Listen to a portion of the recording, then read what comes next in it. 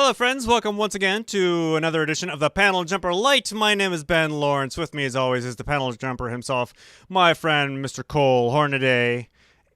And hey, Cole, how you doing? And as you can see, we have some guests with us today. Today we welcome Xeric Grant Recipient and Ignatz nominee Craig Hurd-McKenney, author of Panel Jumper favorite Some Strange Disturbances. We also have with us Michael W. Conrad, author of Tremor Dose, Doom Patrol, Weight of the Worlds #5, Bizarre Adventures, Tomb of Dracula, and many others. Hello, Michael. And we also welcome Melisa Jones, illustrator, animator, and artist on The Magic If. Hello, Melisa. Thank you all so much for joining us. Thanks for having us. Hello. It's good to see you. All right. Cole Hornaday, I hand it over to you, sir. Absolutely. That was a great introduction, Ben. You actually, now I don't need to read all the bios of our artists, and it's probably about a half hour of me babbling, which is marvelous. Know how to steal things from websites. So, friends of the Perfect Bound podcast, which is sadly on indeterminate hiatus, might recall that when we talked with Craig Hurd-McKenney last upon the release of his graphic novel, self-published graphic novel, Some Strange Disturbances, I could not stop gushing. And I hyperventilated a bit, and then I gushed some more. I apologized, and then I proceeded to gush because Some Strange Disturbances was one of my favorite independently created pieces of this.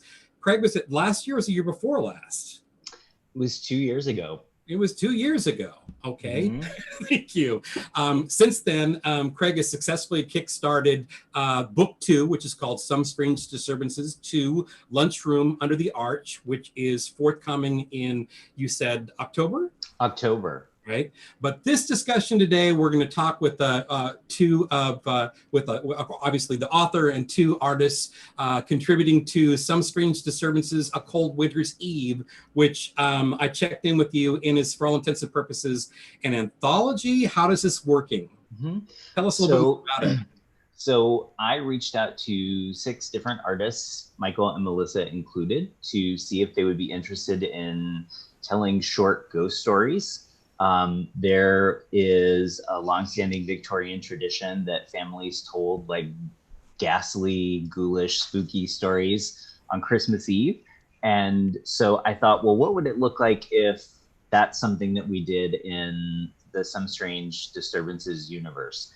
So Delilah, the Countess, and Prescott are going to meet up together on Christmas Eve, 1895.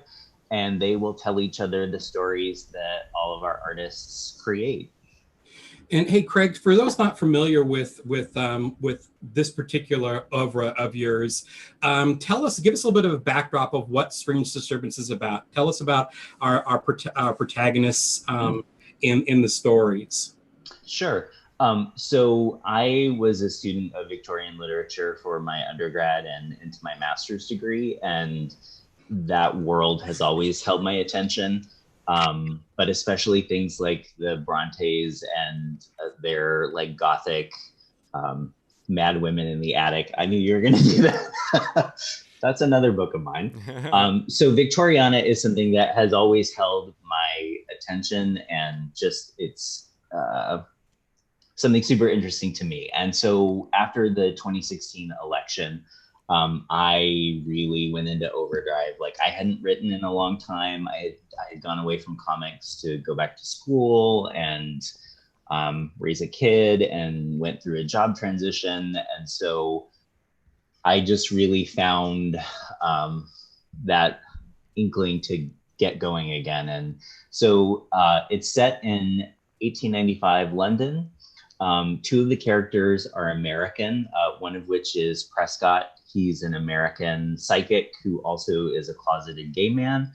And he and Delilah, an African-American choral singer who is on a global tour with her choral group, they meet up at a seance, and she's super interested in what he's about. And she really knows that something is going on. And the 2 of them get involved in researching a case that involves the Countess, who is a British socialite caught up in some nefarious goings on in the London socialite scene. So you can, so those watching can probably guess why I got so excited about this book and the characters and the setting and all the good things. So I'm going to shift the focus onto our artists. Melisa and Michael are in really good company. Before we get too far away from it, I want to also acknowledge that other contributors to the A Cold Winter's Eve are Peter Gross and Vince Locke. We had Lauren Franklin, G. Romero Johnson, and Keeney Thomas. Kenny or Keeney? Keeney. Keeney. Kim White, Tyler Smith Owings. And here we have, and we also have with us, of course, is Melisa, who's hailing from Mountain View, California, and Michael, who's you're in Austin. Is that right, Michael? Yeah, that's correct. For better or worse. That little. Yeah, it's a great city. It's a little blue dot in the sea of red.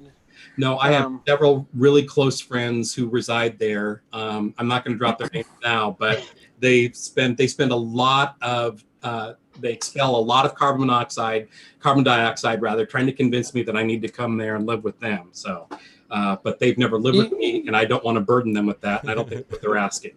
So, Melisa, you actually attended Cornish College of the Arts here in Seattle. Yes. And you worked with Craig on an earlier project. What was that one? The Magic If, 13 years in 4 pages. Can you tell us a little bit about that project? So it was basically about the 2 characters from the Magic If, Daniel and Winter Steel, and it was basically kind of bridging the gap and summarizing how their lives had been after the main story, the Magic If, and just kind of showing how they've grown and developed together as a couple. Excellent. Sadly, that's one of the few books that Craig has penned that I have not read. So he's promised to get me one on the sly so I can lead a better life, and I'm grateful for that.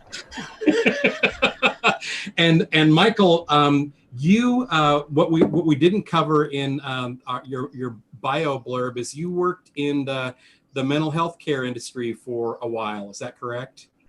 That's right. Field working. For marginalized and underserved population.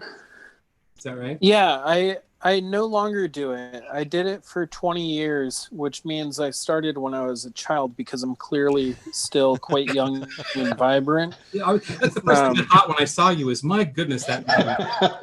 Oh my goodness, what a breath of fresh air. A 17-year-old? Wow. You're sparkly. You're so sparkly. I know. Are you a vampire? I'll tell you what, it's this Austin is more humid than they let you know. Coming here, it's unbelievable. Mountain View is beautiful. I would love to be in Mountain View. Instead, I'm in Austin, dusty old Austin, but it's more muddy and muggy than you would think.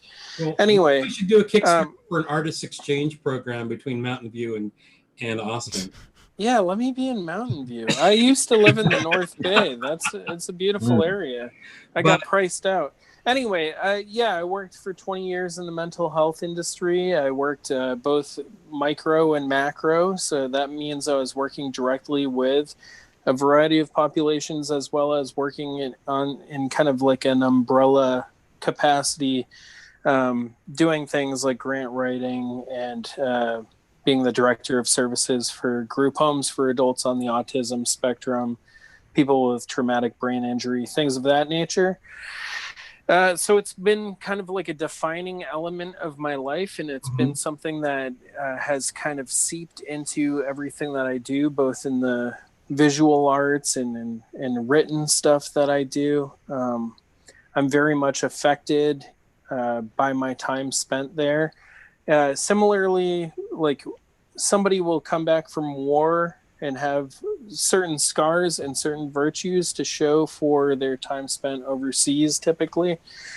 I think the same is said for people from whatever line of work they do. You do something a bunch and then you bring it over to your creative life, and that's where the real color and power and and value comes in, which is why diversity in comics, of course, is something that we're all as a team very passionate about, both because we want to hear different kinds of stories and also because our lives have been shaped by a variety of different types of people. So that's kind of, Craig has made this a very significant central focus to the work that he does. And that's what really attracted me to it. Beyond really liking Craig, it was also just his motivation of what he wants to do as a creator and as a director. I love it. So I co-sign anything this man does until he changes his stance and starts just being a weirdo. But I mean, I might even back him then, because I love that too. But I really love the idea behind, let's bring every kind of voice in and let every voice be heard, and let's all elevate each other. It's very much in line with the ethics that I was working under for the bulk of my adult life.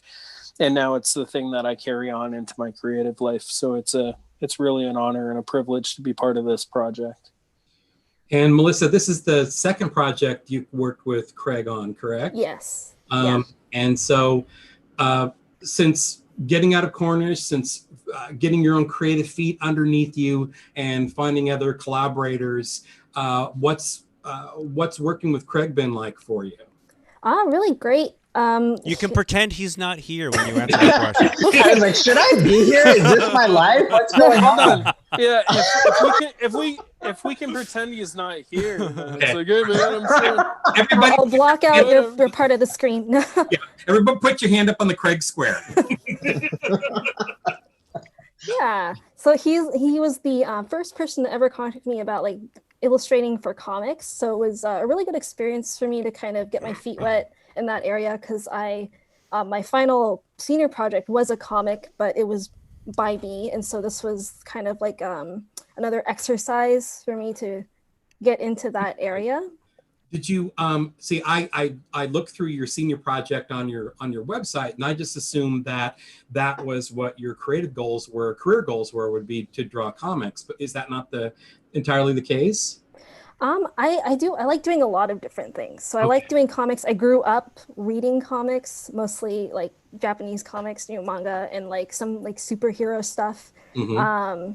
So I really like making comics, and I took a comics class. I've taken a lot of comics classes and made a lot of short ones. So that's something I really like to do kind of in my spare time. I also like to do animation and just illustration in general. I think drawing in general is just something I really like to do, and I like to kind of explore how to do that in different ways. So what have you learned from Craig as far as storytelling is concerned? Well, I mean, I really like kind of being able to give somebody else's vision a little more life. Mm-hmm. Like for other people who I've worked with, I've noticed that they've been saying like, it's really interesting to see like what I've been thinking of on a piece of paper.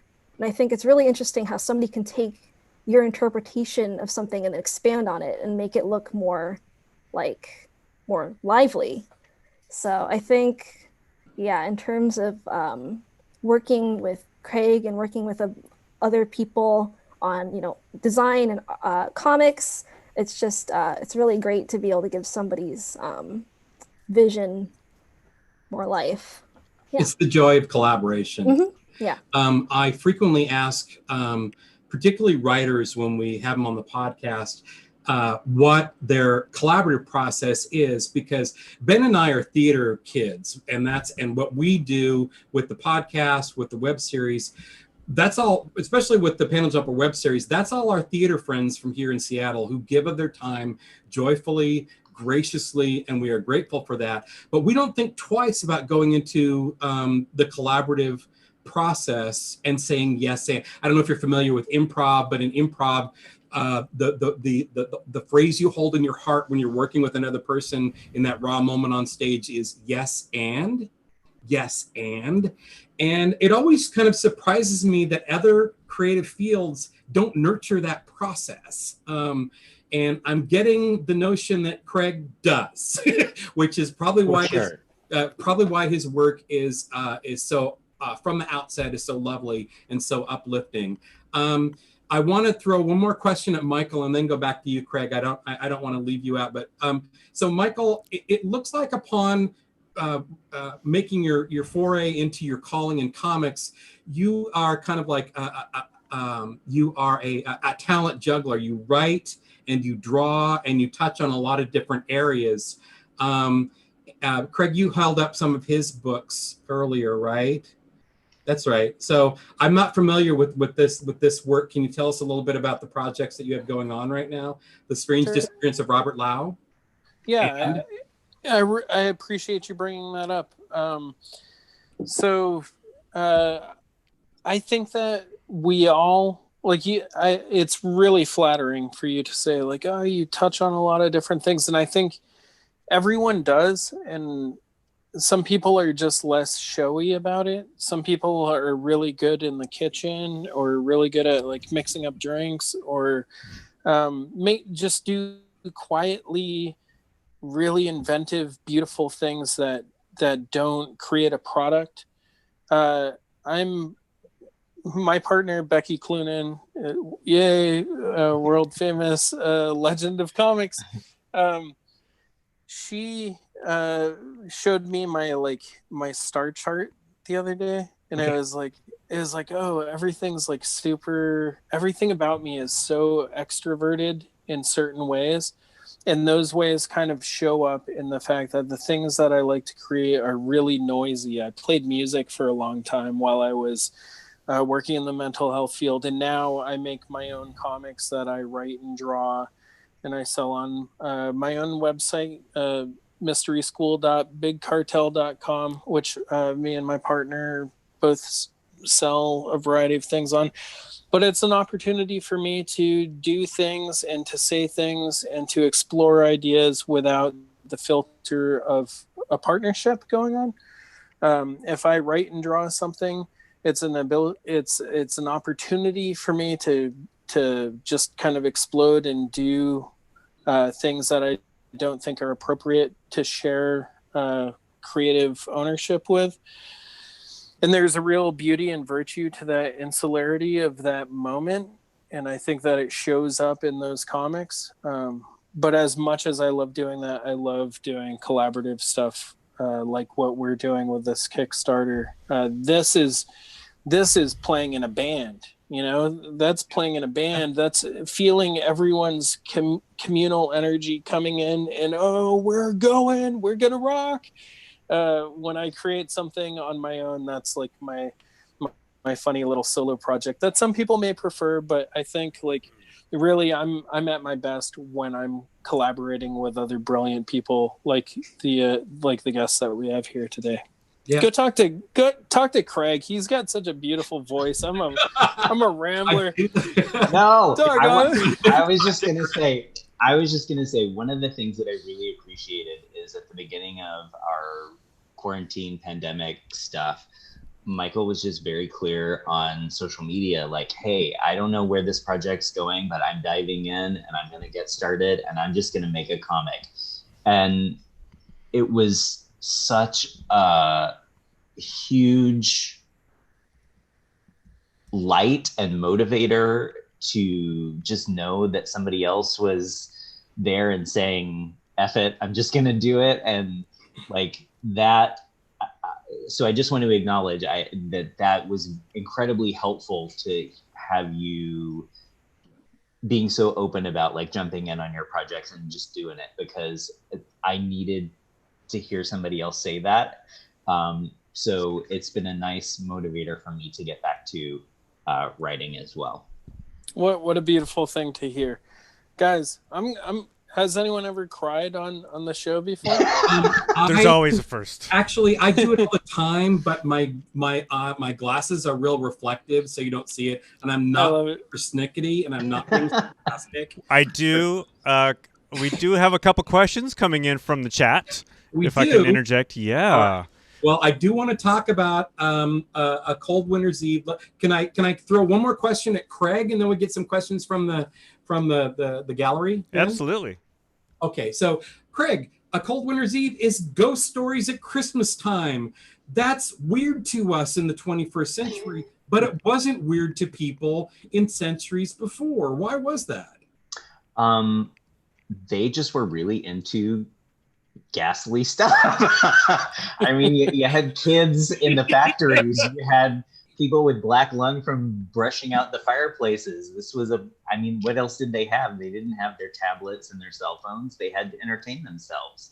And, you know, for those that have seen the first issue, you know, you've got those pages from the Illustrated Police News, and they were into like sick stuff. Not that we aren't, we just maybe are less overt about it. But yeah, that kind of stuff was just celebrated. And I think what probably hangs us up is the connection of Christmas, which we have very, I think, specific cultural responses to that here in America. I think that association with the telling of horrible stories is probably what disrupts our sort of like mental structure about that.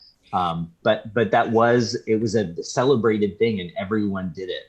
And you know, we can look to like Charles Dickens and A Christmas Carol like as the biggest example. But there's stuff that gets even darker and more horrific. And yeah, I dig it. So I was like, how do we make this happen in the Strange Disturbances world? So there are numerous reasons to visit the Kickstarter page for A Cold Winter's Eve, not the least of which is to support this project. However, right when you hit the tip of the page, Craig has printed a link to an article from the Smithsonian Magazine about how ghost stories Christmas used to be all about ghost stories, as particularly in the UK, but of course here in the States, our horror holidays, horror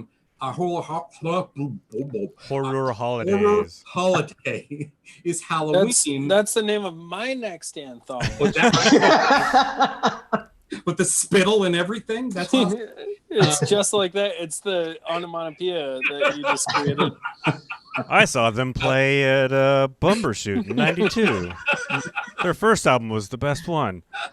But it discusses this wonderful shift of going from, you know, Victorian era England and earlier, and how that tradition shifted in the States, and we started looking at ghost stories and goblins and ghouls and and kind of focusing that on the Halloween holiday. Too many H words, gang. I can't function. And that was very enlightening. So go visit the Kickstarter page, plop some money down. But while you're there, read this very, very interesting article. So there are numerous stories happening in A Cold Winter's Edge. How do they interlock, or do they interlock or interlace? They do. So one, I would just say thank you for reminding everybody about that article being there. Because I do want everybody to know that there has been research, and that what we're doing is a real thing. It is, and it's rooted like in history. Because I do want it to be, you know, we're doing speculative fiction, I guess, but it's rooted in real things that happen. So that is there.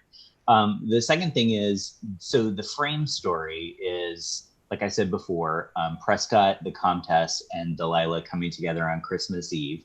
That's the story that will be illustrated by Peter Gross and Vince Locke, who did the Unwritten with Mike Carey at DC Vertigo, and they just finished up the Dollhouse Family again with Mike at what is that subgenre of DC right now? Is it Hill House? Hill House, yeah. Hill House, yeah. Stephen King's kids stuff. Yeah. So I got Peter to do a pinup for the second issue, and he just was like, hey, we should do something together sometime. And I was like, you don't have to ask me twice. Yeah. So I was like, hey, would you guys be interested in just doing the frame story? I know you're super busy. And he's like, let me check with Vince. And so they're gonna do the frame story for us. And then the real challenge for me will be to figure out which character is telling which story. Michael is promising big stuff on Twitter for his story. And I can tell you that one of his stories allegedly made me throw up in my mouth when I read it. And so, like, if you all want to see that happen, like, let's have those promises reach fruition, like, back the book. But I know which character will be telling his story already. I think there's room within this beautiful ancestral kind of idea of Victorian age for something that is truly putrid and wrong, and I would like to contribute that small bit to this beauty. Overall, it'll be a beautiful thing, but there is going to be a rotten little nugget in there, and I hope that people back the project just to see what I'm talking about. I was ecstatic to see Vince Locke's name because I've been a fan of his since going back to he and Guy Davis collaborating on Dead World at Caliber Comics out of Michigan. I actually, Craig, I just like right before the pandemic, I collected all the Dead World original run. They're not worth anything, but it's like, you know, this is when zombie stories were fun. And anyway, I don't need to go off on that tangent, but I was so excited you got Vince involved. That's great. I got John Hancock on a Wizard World. I had a comic at Wizard World Con, like back before I don't even want to say. So anyway, but no, I appreciate you giving some recognition for those that maybe aren't familiar with Vince's work. Some of like the origins of what he's done. And, you know, he did The Unmen at DC for Vertigo, which was a horror spinoff of. It was a spinoff of Swamp Thing. Yeah. So Vince has got his roots in horror. Peter wrote the Books of Magic and drew it at the very end of Volume 1. It's one of the best written runs on a comic that I've ever experienced, and I've told him that. And so if you have not read his Books of Magic run, really hunt it out because it's great. And then Peter also got started in independent comics as well. He did Empire Lanes with his own. That is a forgotten treasure. The Empire Lanes. He's redrawing it. He's redrawing it right now. He had wrist surgery, I want to say about 2 years ago, and there was some concern that he would never draw again. Whoa. So as like an exercise to build up his wrist strength again, he started re-inking Empire Lanes. I was like, oh, dude, like, please release that. I have to fight the urge to run back to my comic book room and my old Empire Lanes from my boxes. In his head. Yeah, you don't want to do that. Hey, Ben, we do have questions coming in, you said? Yeah. In fact, one of them was already answered. Right. What was the Some Strange Disturbances Kickstarter about? But and they're coming in long and fast. I'm probably not going to get to all of them, but well, I mean, one of the questions is for Melisa. Melisa, you're an artist, and have you experimented with woodblock art? Woodblock. In college we did this project based off of Japanese like ukiyo-e. So I made an illustration on Illustrator, and we had that carved into a woodblock, and we made prints out of those carvings. So that's my one foray into woodblock print, but it's something that I really, really like. I mean, I went to, there was like this woodblock print gallery at one of the museums near me. I think it was at the Legion of Honor, I want to say. I don't exactly remember what it was called, but it was something that I really enjoy. Like, I really just like looking at all the things you can do with woodblock. It's not something that I'm super familiar with, but I'm always like really impressed just looking at the different things you can do with it. So, yeah. Is that work we can find on your website? It was up a little while ago. Okay. I recently had to redo my website because the company that was doing it, they shut down during the pandemic. So everything is, it's still kind of a work in progress, the website. So everything's still being uploaded. Yeah. But it is something that will eventually show up. Marvelous. And Melisa, just as a quick, shout out, is there a store component to your website, or can they find your work somewhere else, like for print work or t-shirts or things like that? So I've been considering making merch or like like t-shirt designs. I did that briefly in college for a project, so it's something I want to revisit. I've mostly been interested in doing like pins and buttons and keychains and stickers. So that's on my website. There's a little section for pin designs that I've done, and I've been kind of looking into getting those maybe produced and kind of just asking around, like seeing if there's any interest in it. Yeah, that's mostly the kind of things that I like to produce. I have like an absurd collection of keychains in my room right now, so I have adding to that with my own art would be a fun time. Yeah. That's great. I have a question for both Melissa and Michael. Listening to Craig talk about working with other artists and writers, does it feel like he's cheating on you? I hadn't even considered it that way, but now that you mention it. Thanks, public. No, that didn't come from the chat. That was just me. I apologize for that. Courtesy of Ben Laurance. But a lot of the questions coming in are about the Kickstarter, but here's one that isn't. Shelley asks Michael, if you can juggle, can you also twirl the baton? So this is Shelley Bond. It is Shelley the Bond. Legendary Shelley Bond. Yes. She I know is, Shelley can twirl the baton. yeah, Shelley's somebody that I respect very much. If you guys don't know who Shelley Bond is, like, you probably don't know about comics, and you gotta go get your ass. Come back to school, Go kids. back to comic school. Put Shelley, video game and get back to reading.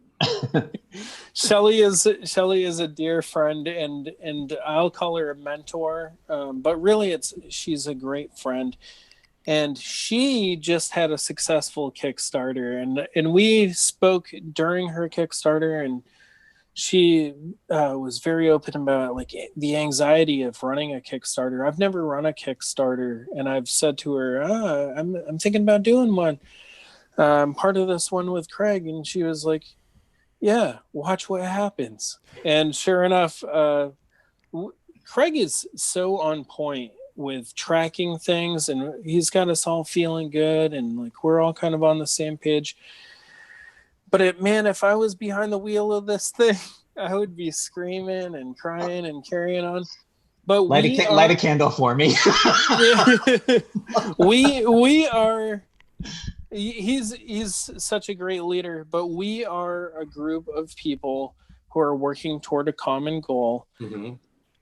None of us can spin a baton like Shelley. None of us can twirl it. None of us can do any of that. But together, like maybe I can learn to spin the baton. I can cast it into the air, and then someone else in this beautiful team can catch it and do their own little move with it and throw it on to the next person. And that is what this project is about to me, is embracing being part of a team and just kind of going at it with positivity and hoping that everything works out well, because what will result is if everyone jumps on board this groovy little train, we'll take you off the edge, baby. We're going deep. We're going real deep, and you'll end up with something that's really unique to the comics industry, something that wouldn't happen otherwise, and something that that will potentially influence other people to do other weird things. And that's what comics are about, is doing that weird thing that can't exist anywhere other than comics. And that's what we're going for. So Shelley, you're the best. Thank you so much for trolling me. Can we just kind of I want to extend that like baton pass out, because Shelley's project was all about benefiting shops owned by women and non-binary folks. And so what an amazing model for how comics can give jobs to creators, but also help an industry that's really hurting during the pandemic. And so shout out to Shelley and the editors involved in that book, because it's going to be a great book, but it also serves a larger purpose. And in the same way, for our campaign, you can gift books to LGBTQIA resource centers or libraries. You can gift books to your local shop. If it's been in trouble, you can just say, hey, I'm supporting at this level, and send my favorite shop books. So to me, it's not just about, I mean, one of the main concerns for me is just having the ability to pay the artist to do the book. That's something I'm always about. Like, you're not doing it for exposure. You're not doing it for CV filler. Michael volunteered to do it for free, and I was like, absolutely not. You're not doing it for free. You're going to get paid. But then this other, well, but it speaks to you, which is why I like you a lot. You know what? I think we all would. I think that's the thing. I think that's you would, but you shouldn't. Well, that's great. Yeah, that doesn't mean that it's that anything is lost in terms of. For me, a big part of this is what Craig's talking about, and it is about being able to give. You know, this is an opportunity for us to be able to give to these marginalized communities. It's a continuation of what I see as my life's work, which is, you know, in one part very selfish. I want to tell my story and shine the light through my window. And the other, the bigger way, is to be able to support those who don't have the opportunities that I do. I'm very lucky that I've landed in this place where I'm able to tell stories and share my story. And for me to be able to spread that and to be able to provide resources for other people who don't have the same type of advantages that I have, I'll do this book 1,000,000 times over for free, if it means that other people are getting an opportunity to do something and to be compensated for their hard work. So, yeah, it's an awesome project to be part of, and an awesome reason to get behind it. And we aren't, I know somebody out there is like, they're virtue signaling, or no. Nope. This is just virtue. We aren't signaling anything. Like, this is us legitimately caring. And if that hurts for people to hear, that people legitimately care about other people in their community, then there's something intrinsically wrong with you, and maybe you need to check yourself before you wreck yourself, as they say. Hey, Ben, do we have any other comic book industry notables asking questions right now? I think we need to filter those out. Look at the top. Yeah, all of them are asking questions. And we'll have to get to them at some other time. No, there's just one other question. I'm not going to say who it's from, but just one other question. And y'all have sort of touched on this. I put the link to the Kickstarter in the chat links, so people can check it out.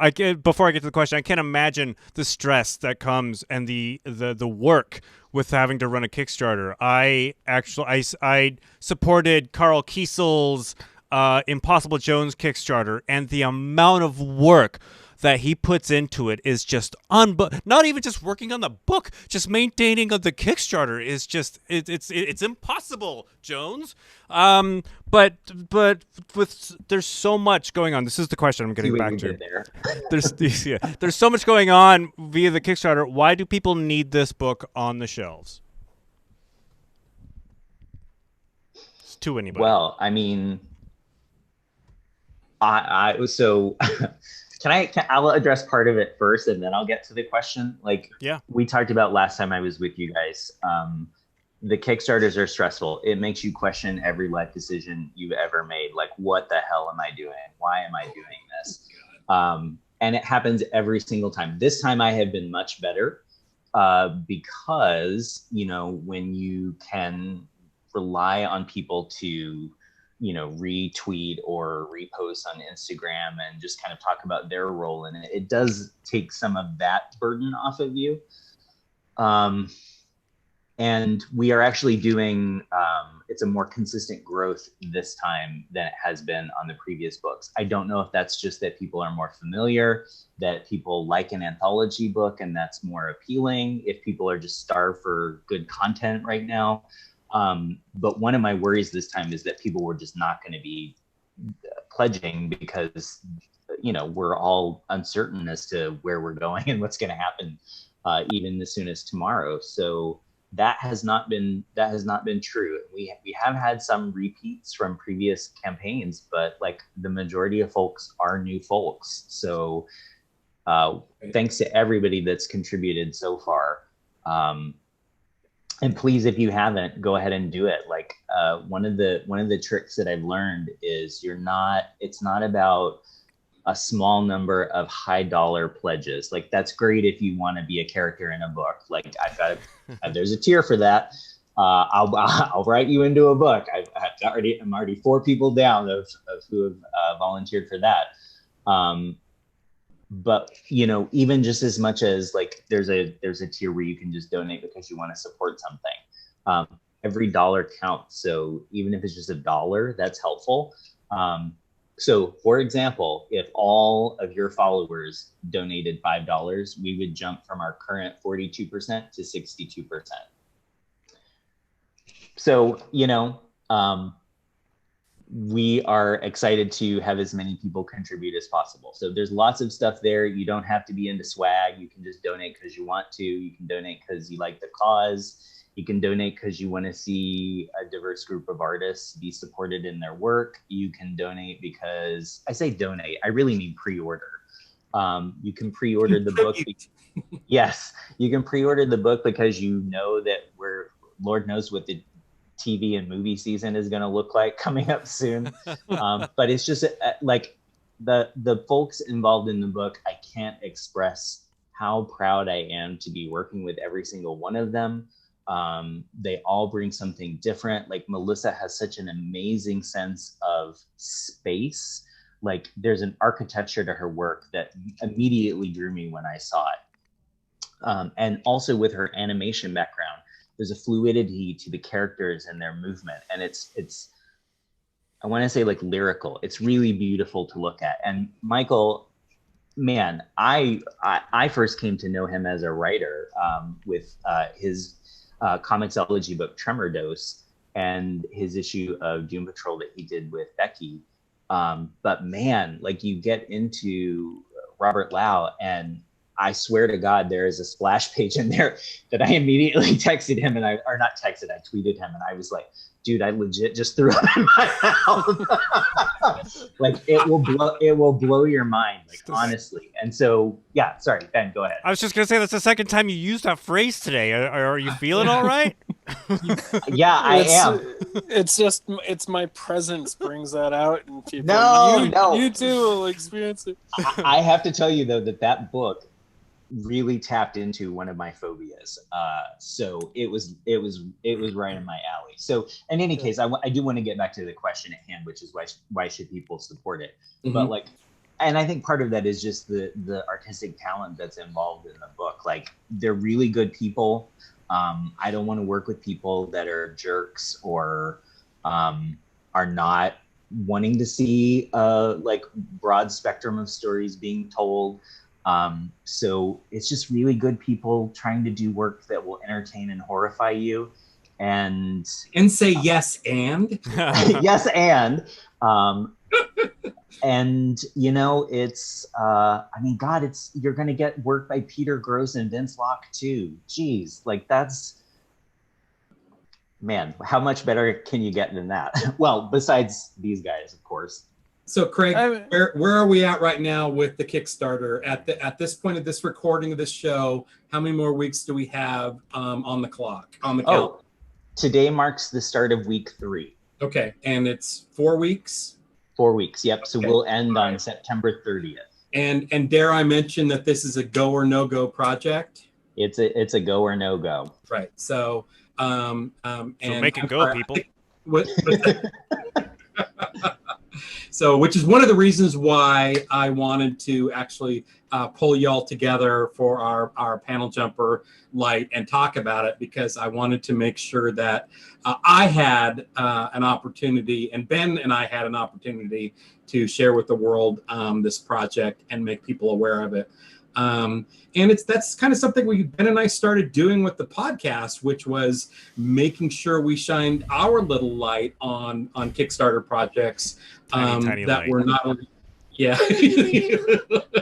Pin spot.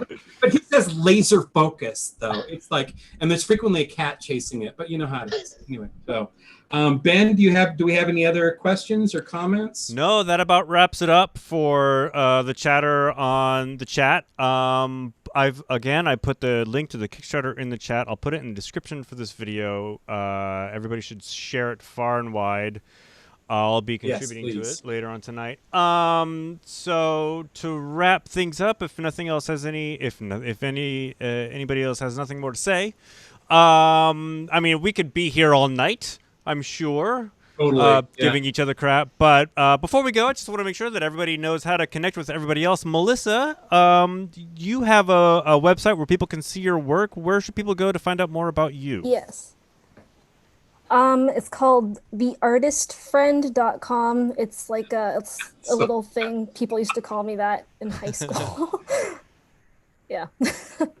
That's great. I love the title of the website. I knew instantly what it meant. I knew so much about you just instantly when I saw the name of your website. I'm like, okay, yes, I get where she's coming from. How about you, Michael? Where can we find your work? You can find me at mwconrad.com. And that's just a thing that I made because editors were like, you should have a website. So I phoned it in. I made something on Squarespace. But my name is Michael Conrad, W being my middle initial. So you can find me on social media, Michael W. Conrad on most things. Don't bother with Facebook because that shit's evil. I mean, that stuff is evil. No, they said we could curse. Yeah. Okay. It's fine. I'm on Facebook, and I'm not trying to judge those of you who are, but I mean, you kind of are.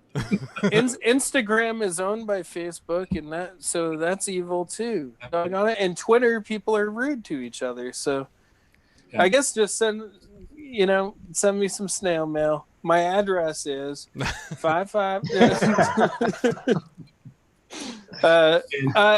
Hey, thank you so much for having me, guys. It's really been. Thank you. And Craig, your website is of course Headless Shakespeare Press.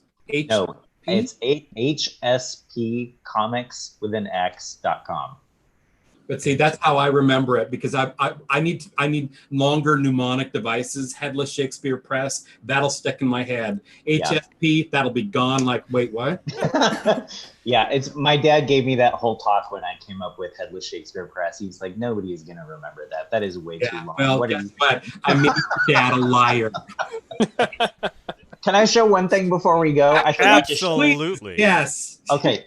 Here is something that you can get if you pledge.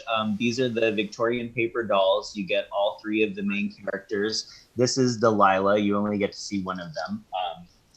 I'm not going to open it, but that's beautiful. Yeah. So that's by the regular series artists Gervasio and Carlos Ion. They're Argentinian artists who I've worked with for many years. They did my first book, Magic If, that Melissa has the backup story in, and they're amazing talents. But yeah, so you can get paper dolls, you can get gifts for bookstores, you can gift to LGBTQ resource centers. Yeah, there's just lots of things. Tote bags, if you're into tote bags, with the HSP logo drawn by my friend Constance Quinn. She did it back like in 2000, and I haven't changed it because I love it. It's from Hamlet. You probably will recognize it when you see it. But yeah, there's lots to offer. Please, again, pre-order the book, help us out. All the money goes to paying the artists. I want to be very clear about where the money is going. I pay for printing, I pay for promotion, I pay for book design, book construction, everything else. All the money from the project will go to paying the artist. So if we go over our goal, the artist will get a raise. So please help me give them a raise. And thank you so much for listening to us talk about the book. And thanks you guys for having us again. Oh, yeah, absolutely. You've been huge supporters always, and it is much appreciated. Absolutely. Well, great. Thank you all for joining us. Of course, you can find everything and anything The Panel Jumper at thepaneljumper.com. We're on all the social medias, even Facebook, Michael. Sorry about that. Yeah. And, it's just one of those necessary evils. Again, thank you all for joining us, and we will see you next time.